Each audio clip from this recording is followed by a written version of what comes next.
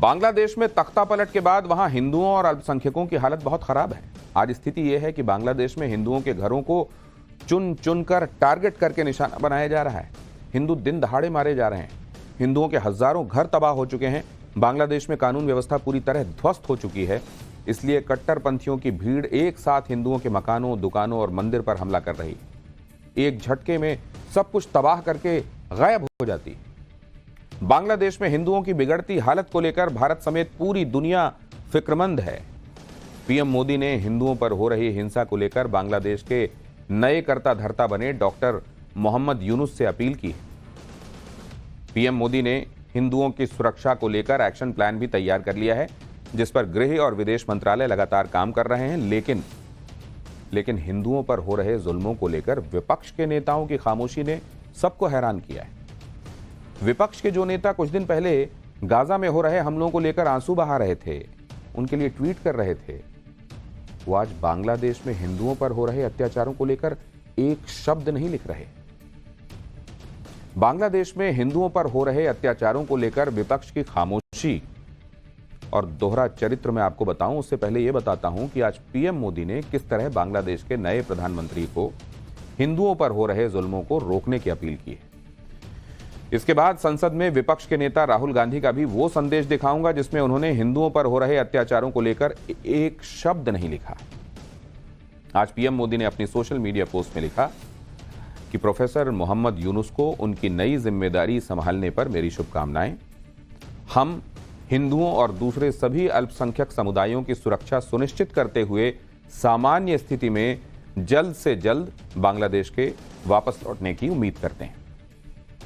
इसके आगे पीएम मोदी ने लिखा कि भारत शांति, सुरक्षा और विकास के लिए दोनों देशों के लोगों की साझा आकांक्षाओं को पूरा करने के लिए बांग्लादेश के साथ काम करने के लिए प्रतिबद्ध है।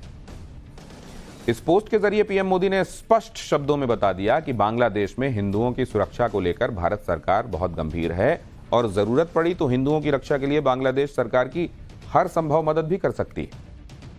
पीएम मोदी की इन बातों ने बांग्लादेश के लाखों हिंदुओं की चिंता को कम करने का काम किया है, लेकिन दूसरी तरफ विपक्ष के नेता इस बेहद गंभीर मामले पर हिंदू शब्द के इस्तेमाल तक से परहेज कर रहे हैं। आप सबसे पहले राहुल गांधी का वो ट्वीट देखिए जिसमें वो बांग्लादेश की नए ये जो एंट्रीम गवर्नमेंट बन रही है उसके पीएम को बधाई तो दे रहे हैं, लेकिन हिंदुओं की सुरक्षा पर एक शब्द भी उन्होंने नहीं लिखा है। इस पोस्ट को देखने के बाद लोग सोशल मीडिया पर ये पूछ भी रहे हैं कि ये वही राहुल गांधी हैं जो गाजा में मुसलमानों पर हो रहे हमलों को लेकर लगातार लिखते रहे हैं, लेकिन अब बांग्लादेश में हिंदुओं पर हो रहे अत्याचारों पर एक शब्द भी उनसे नहीं लिखा जा रहा। राहुल गांधी ने अपनी पोस्ट में बांग्लादेश के नए पीएम को बधाई देते हुए लिखा है कि बांग्लादेश की अंतरिम सरकार के प्रमुख के तौर पर शपथ लेने पर प्रोफेसर मोहम्मद यूनुस को बधाई। इस वक्त शांति और सामान्य स्थिति की शीघ्र बहाली समय की मांग है। राहुल गांधी बांग्लादेश में शांति बहाली की बात तो करते हैं, लेकिन हिंदुओं की शांति और सुरक्षा को लेकर स्पेसिफिकली कुछ नहीं लिखते। आप देखिए कि एक तरफ पीएम मोदी हैं जो बांग्लादेश के हिंदुओं को लेकर चिंता भी कर रहे हैं और वहां के पीएम से हिंदुओं की रक्षा करने की अपील भी कर रहे हैं, लेकिन दूसरी तरफ राहुल गांधी हैं जो हिंदुओं की सुरक्षा को लेकर एक शब्द भी नहीं लिखते। आपको जानकर हैरानी होगी कि बांग्लादेश में हिंदुओं पर हो रहे अत्याचारों को लेकर यूनाइटेड नेशंस तक ने चिंता जाहिर कर दी है, लेकिन हमारे देश के विपक्ष के इतने बड़े नेता भी इस गंभीर मामले में हिंदू शब्द का इस्तेमाल करके कुछ लिखने से परहेज कर रहे हैं।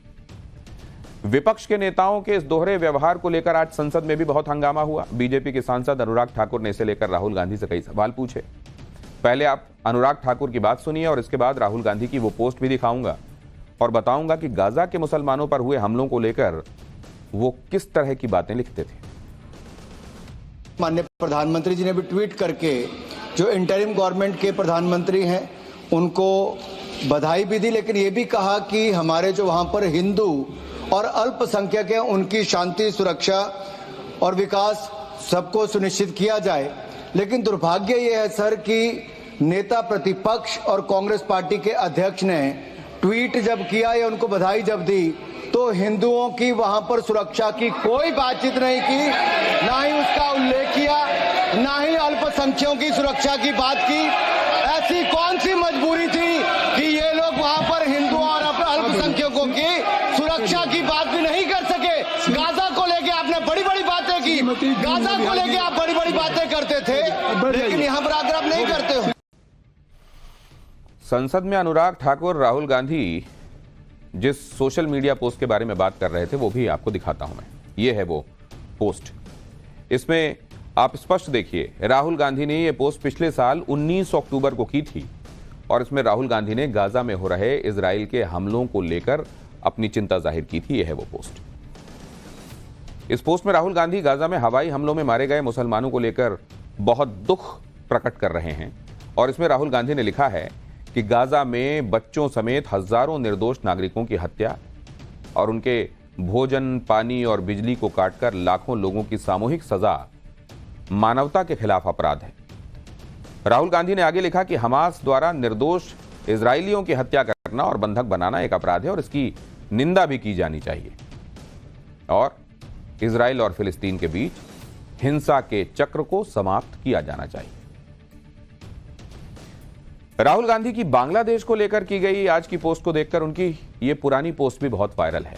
सोशल मीडिया पर लोग ये सवाल कर रहे हैं कि राहुल गांधी जिस तरह गाजा के हमलों को मानवता के खिलाफ बता रहे हैं, उसी तरह बांग्लादेश के हिंदुओं पर हो रहे अत्याचारों पर इस तरह की बातें क्यों नहीं लिखते? तुष्टीकरण की राजनीति में क्या विपक्ष के नेताओं को हिंदुओं पर अत्याचार दिखाई नहीं दे रहा? आपको जानकर हैरानी होगी कि साल 2000 से 2010 के बीच बांग्लादेश से 10 लाख हिंदू गायब हो गए। यानी हर साल 1 लाख हिंदुओं ने देश छोड़ दिया। आज जब बांग्लादेश के हिंदुओं पर अत्याचार की चर्चा पूरे देश में है तो उसके बावजूद हमारे देश के विपक्ष के नेताओं के पास इसको लेकर कोई फिक्र नहीं है। बांग्लादेश में हिंदुओं पर हो रहे अत्याचारों को लेकर पीएम मोदी विदेश मंत्रालय और गृह मंत्रालय से लगातार अपडेट्स ले रहे हैं। हिंदुओं की सुरक्षा को लेकर केंद्रीय गृह मंत्री अमित शाह के निर्देश पर कमेटी का गठन किया गया है। इस कमेटी की जिम्मेदारी बीएसएफ के ईस्टर्न कमान के पूर्वी कमान के एडीजी को सौंपी गई है। यह कमेटी भारत बांग्लादेश सीमा पर मौजूदा स्थिति की निगरानी करेगी और इसका अपडेट भारत सरकार को देगी। इसके अलावा बांग्लादेश में हिंदुओं पर हो रहे अत्याचार के मौजूदा हालात का जायजा भी लेगी। यह कमेटी बांग्लादेश के अधिकारियों के साथ संपर्क में रहेगी ताकि भारतीय नागरिकों, हिंदुओं और वहां रहने वाले दूसरे अल्पसंख्यक लोगों की सुरक्षा सुनिश्चित की जा सके। इस दौरान केंद्रीय गृह मंत्रालय के अधिकारी बांग्लादेश में रह रहे भारतीय हिंदू समुदाय और दूसरे अल्पसंख्यकों की सुरक्षा के लिए सरकार 1-on-1 बातचीत करेगी। यही वजह है कि पिछले दिनों बांग्लादेश में हुए हिंसक आंदोलन के दौरान 19,000 भारतीय लोगों को सुरक्षित भारत लाया गया है। यानी भारत सरकार बांग्लादेश में फंसे हिंदुओं और अल्पसंख्यकों को लेकर लगातार काम कर रही है, लेकिन दूसरी तरफ विपक्ष के नेताओं से हिंदुओं पर हो रहे अत्याचारों को लेकर एक शब्द भी लिखा नहीं जा रहा।